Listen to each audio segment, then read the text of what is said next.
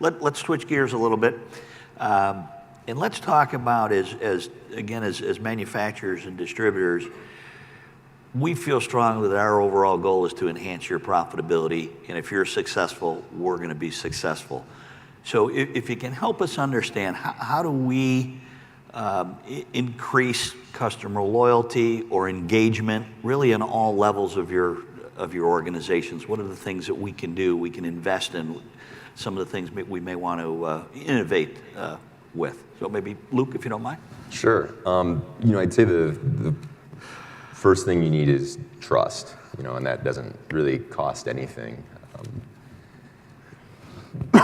Something that you need to remember is that we are the most, targetable person out there. We're the ones actually installing it. When it comes wrong, we get yelled at. When it doesn't come on time, we get yelled at. And since we're there, right, it's convenient. So when it comes to gear, lighting, all these like longer lead time things, we need, accurate information. And that's how you start to build trust. Anyone can just quote a standard production time of, oh yeah, you'll get that in 8 to 12 weeks. And then you try to get it there in 8 weeks and say, hey, look, we delivered, and it's like, well, did you? What we need is accurate information, and we need things to be executed on the timetable that you said that it was possible. Telling me something that's going to be 12 weeks away, 14 weeks away, just to scare me out of using it, it doesn't help. So I think someone who's truly vested and realizes that we have this fourth vendor, right, called labor that is there, costing us $1.50 a minute. Recognizing that is very important to building that relationship. Super. Gary? Yeah, I obviously agree with what Luke just mentioned. And one thing that I tell some of my key vendor partners is the same thing that I tell my staff, and that's, don't overpromise and underdeliver, because that breaks that trust that Luke was talking about. And we get it, we've got some great distributors. We're trying to find what's the real lead time. They're calling the manufacturer, they're not getting back to them, and we get it. But so I guess that's more of a cultural change throughout the industry. How do we better that? Because we're getting on these jobs, they're lean construction methods. When are you going to have this? And we're making promises, and then we're the ones that get yelled at. Yeah. So that would be helpful in building loyalty, both from the distributor to the manufacturer. Okay, Jeff?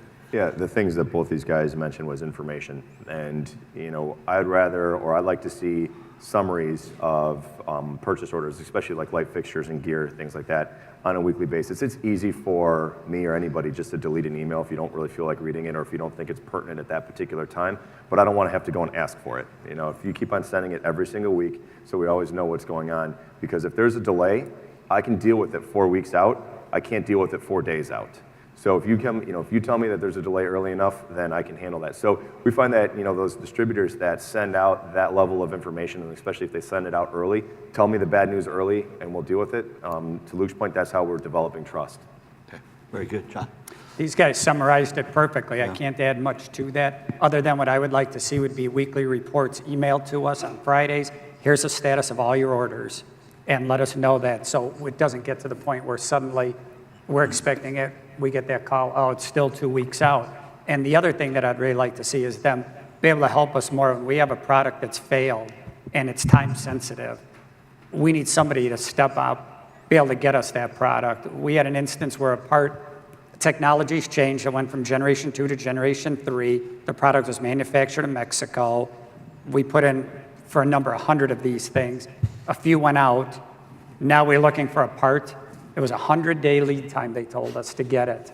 So you're going to tell somebody that they're going to have half a dozen holes in their lighting, and that's unacceptable. And to be able to step up, them work with the manufacturer and help us out, because we're left holding it, and we're the one person that has no control over the situation. So that's what we need our distributors to do. Okay, very good, very good. Well, why don't we open it up for some question and answers, and then we'll come back for some final thoughts from the group. I'm wondering, you guys touched on this a little bit here and there, but what specific phase of the project would it be most beneficial for a distributor to get involved in that we historically haven't? I mean, would that be early on in the design or spec, or is it follow-up like you just talked about? Could you weigh that out and let us know what would be better amongst everything that we talked about here today? Yeah, I can answer that. I mean, I think it's as early on in the project as you can possibly get. You know, when we're getting prices for fixtures or gear, most of the time they're within 1% or 2% of one another. It doesn't matter, you know, who I get them from. But if you're involved in the project up front, so if you're helping us with, like Gary was talking earlier, the, you know, the dirty words of VE, you know, if you're helping us work through those issues early on in the job, I'd like to think that most of us would be loyal enough that we would keep you moving throughout as a partnership throughout the project. So I'd like to see people engaged as early as possible on anything. I agree.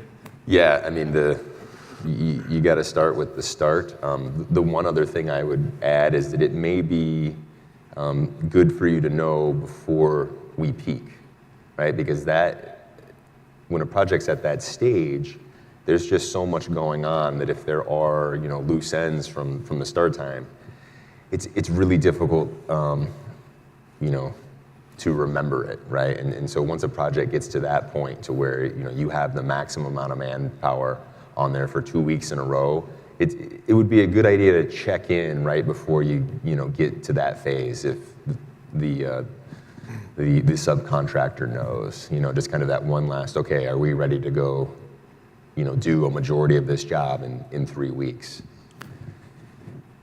Okay. Job site trailers. We've been doing them for years, and there's a mixed opinion depending on the contractor. Can you speak about your thoughts on the job site trailers that we were providing? Rick probably knows my answer already. I'm personally not a big fan. I think that if we were working in a real rural area, then it would be applicable. But almost everything that we order in the Chicago market can be there the next day.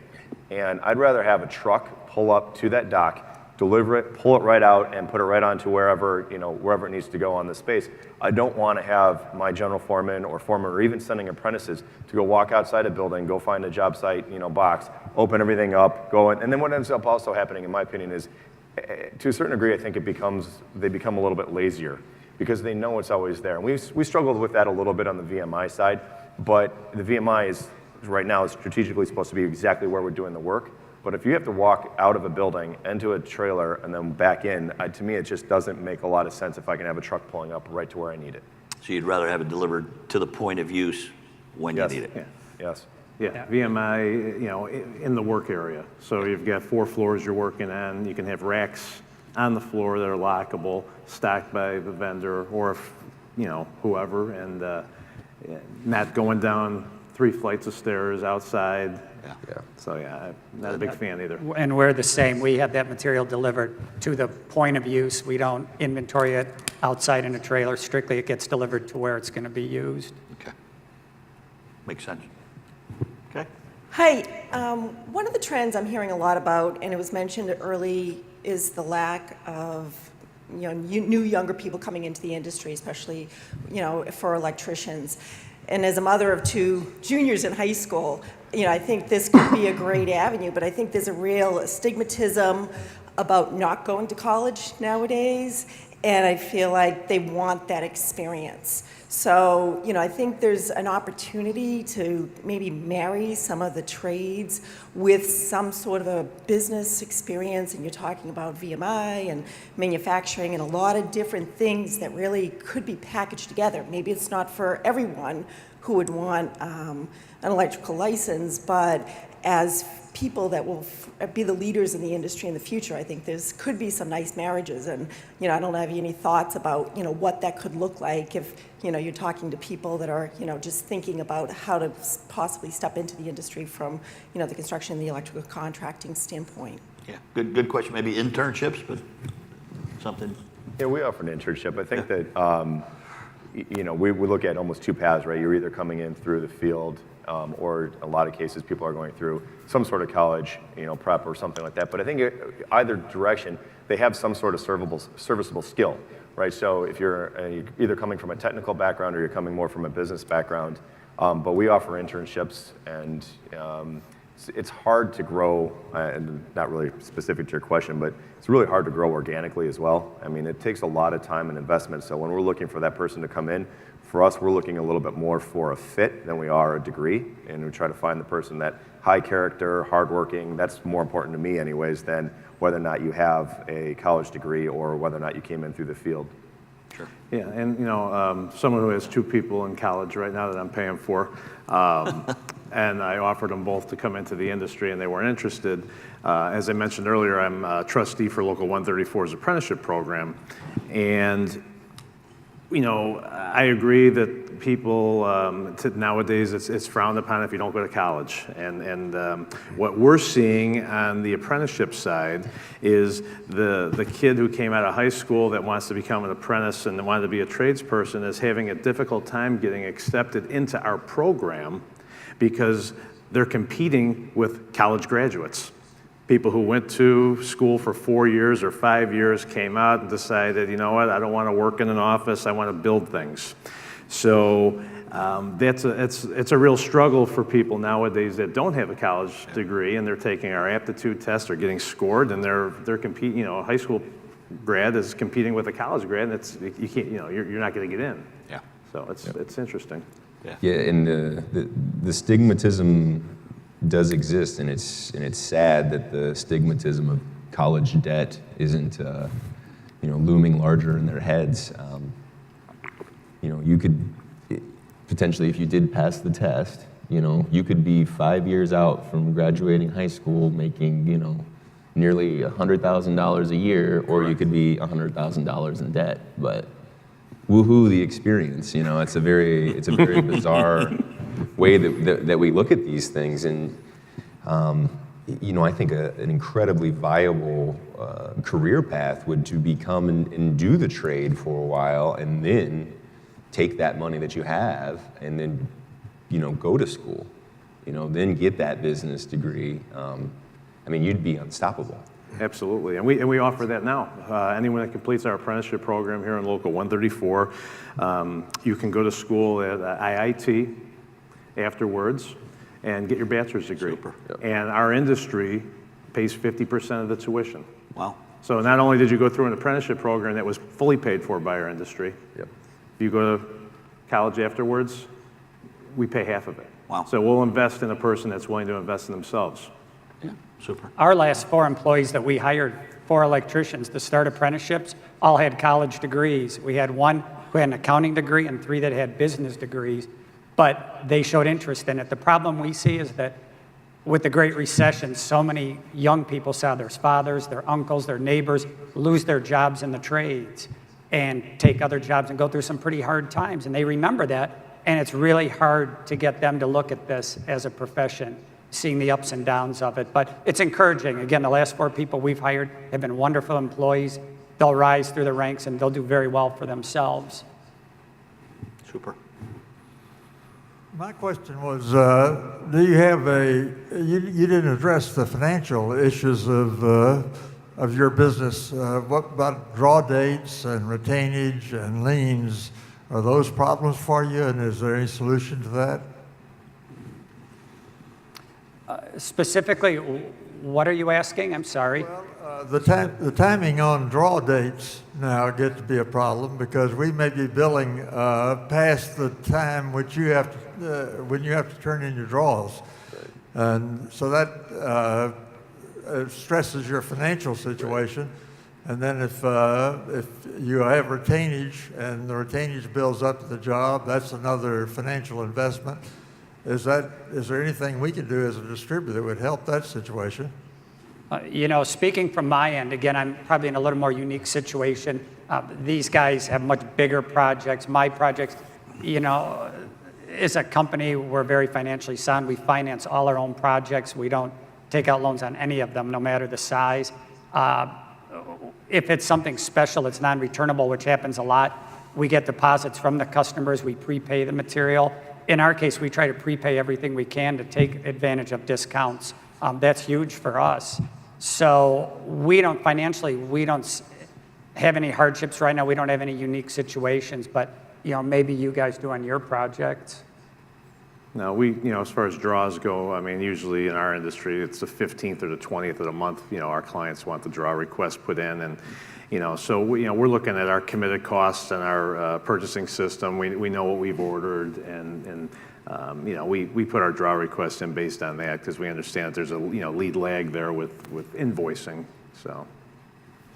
Yeah. Okay. Yeah, I'll just comment that it's probably more a barrier of entry for a smaller company than probably anybody sitting up here. At a certain point, I think you just have to have that kind of money to be able to deal with putting a bill out there for $2 million and knowing you're not going to get paid for 90 days. I mean, that's part of it. Like, we're a bank, and you can't do it without that type of money, sadly, but.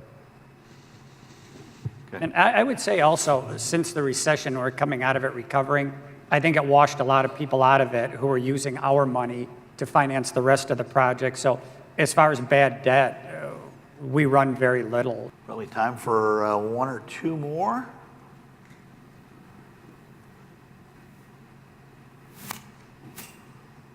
Okay. All right, well, why don't we, we've got about a minute to go. We're right on time. Why don't we just have one, kind of like the Billy Crystal movie. What is one final thought, one takeaway for the manufacturer and distribution community? John? Sure. As far as us with the distributors, we really try to partner with them. We try to use the distributor that's best fitted for our job. We bring them in at the beginning for the quote. We work with them all the way through it. When we're awarded the job, they've been there from the beginning. They know it. And that's been really successful for us. We don't price shop. We shop ability. And people that can make us look good, we reward them. And when we have the opportunity to let them make money, we do. And I think that's really fostered a partnership with everyone that we do business with. Super. Lou? Yeah, I would just, you guys have a lot of, good products and new good ideas. It's just, you have to remember that anything that you come up with, you have to sell it to me, but I have to sell it to the union, essentially. And that's difficult, so try not to get too frustrated when it's like, it's right here, it's so much faster, easier, et cetera, et cetera. It very well may be, but if they don't embrace it, I can't sell it to them. A lot of the topic today was on technology, and technology clearly outpaces our industry. We are so slow moving, and I think the one thing that I would take away from is that nothing really replaces the experience. And that was one of the things that George Blankenship was up here talking about was, the experience. If everybody in our company, so whether or not it's managers or foremen or whoever's ordering, if they all have a positive experience, then the rest of it, we can sink all the money in the world in technology, but if we don't have a positive experience, it's not going to matter. Super. Well said. Super. Well, I would like to, on all of our behalf, sincerely thank our four panelists for traveling through the weather to get here for some of them. So we're honored to have you guys and be a part of this. Thank you very much. And thank you to everybody out there. And we got it. So thank you. Thank you, everyone.